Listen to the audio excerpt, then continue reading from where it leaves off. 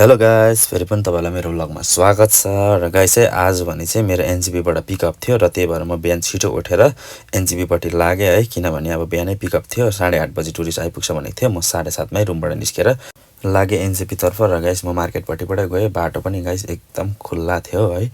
र गाइस म एनजेपीपट्टि आइसकिसकेँ है। र गाडी पार्किङमा लगाएर यसो पर हेरेको त नाम्चीको विरुद्धलाई देखेँ है। मैले दाजुलाई भेटेर है, दाजुसँग राम्रोसँगले भेटघाट गरेर घरतिर फर्किनु पऱ्यो। किनभने गाइस उनीहरूको एकदम प्रब्लम भएर उनीहरू फेरि फर्केर जानु पऱ्यो। के प्रब्लम भयो, इमर्जेन्सी परेर।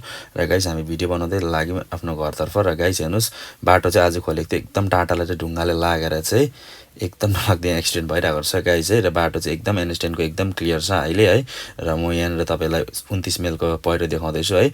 र यो पहिरोमा एकदम मजाले बाटो ठुलो चौडा बनाएको छ, एकदम मजाले गाडी एकदम जाम लागेको छैन। र गाइस यहाँ घेलखोला पल्लोपट्टि पनि एकदम मजाले कार्पेटिङहरू गरेर बाटो एकदम ठुलो बनाएको रहेछ। र गाइस है एकदम मजाले काम भएको छ। र गाइस हामी टिस्टा आइपुग्न आँटिसकेको छौँ। र गाइस यहाँ परबाट मैले हेर्दाखेरि पर जाम देख्दैछु है, एकदम गाडीको लाइन लागिरहेको छ है। र गाइस यहाँ चाहिँ एकदम भारी भरकमले जाम भइरहेको छ है।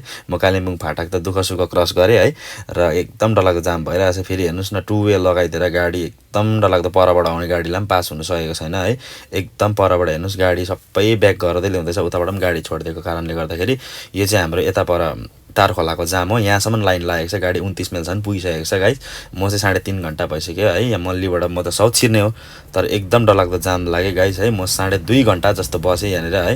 र एकदम मलाई बोरिङ अल्छी लागिरहेको थियो। र गाइस अलिअलि खोलेर बल्ल बल्ल अलिकति गाडीको मुभमेन्ट भएर म त्यहाँबाट छिरेर मल्ली क्रस गरेर लागेँ जोरथाङतर्फ। र गाइस हेर्नुहोस्, जोरथाङको नजारा धेरै दिन बादमा जोरथाङ देखेर मलाई एकदम खुसी लाग्यो। र यता ओर आएर मैले साथीहरूलाई पनि भेटेँ है। साथीहरूसँग बातचात मारेर कोक खाएर साथीहरूसँग गफसप गरेर भरे भेटौँ भनेर म लागेँ आफ्नो घरतर्फ। र यो चाहिँ हाम्रो एकदम घर जाने बाटो है, एकदम चौडा ठुलो बाटो छ, एकदम दामी बाटो छ। र गाइस घरमा एकदम वेट गरिरहनु भएको थियो। र दाजुलाई भेटेर है, मम्मी पनि एकदम बाहिर निस्किरहनु भएको थियो गाइस है, मलाई वेलकम गर्नु लागि। मलाई धेरै दिन बादमा घर गएर एकदम खुसी लाग्यो है। र तपाईँहरूलाई पनि यादै छ, घर भने घर हो, यत्रो दिन बादमा घर जाँदा कति खुसी लाग्छ भनेर है गाइस। म पनि एकदम धेरै खुसी थिएँ है।